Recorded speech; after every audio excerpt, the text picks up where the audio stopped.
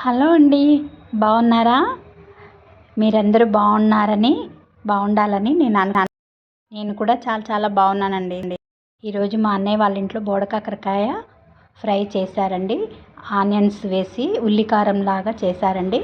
వీటిని ఎలా చేశారో ఒకసారి మీకు పరిచయం చేద్దామని వీడియో చేశానండి. ఆరకాకర అని కూడా అంటారు. వీటిని కడిగి తొడియలు తీసి ఇలా స్టవ్ పై కడాయి పెట్టేసి ఆయిల్ వేసి వేడెక్కాక కాయలు కట్ చేయకుండానే అలాగే వేసి కొద్దిగా ఉప్పు పసుపు వేసి తక్కువ మంటపై మూత పెట్టేసి మధ్య మధ్యలో ఇలా కలుపుతూ ఇలా వేయించుకోవాలండి.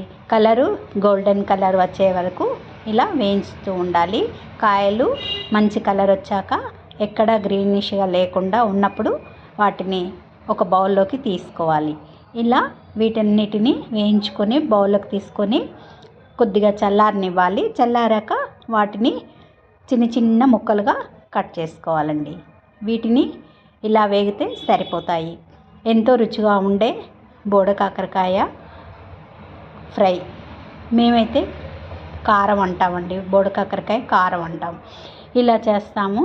వీటిని ఇప్పుడు కలర్ కరెక్ట్గా వచ్చాయండి, పర్ఫెక్ట్గా ఎక్కడ గ్రీనిష్గా లేదు కదా. ఇలా తీసుకున్నాము.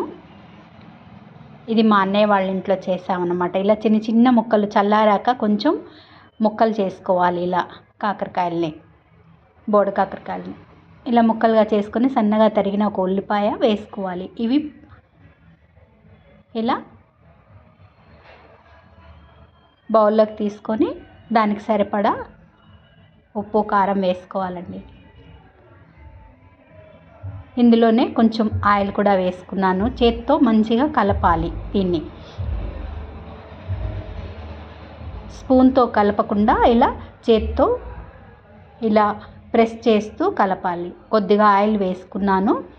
సరిపడా ఆయిల్ వేసుకుంటే మంచిగా అన్నంలోకి కలుస్తుంది.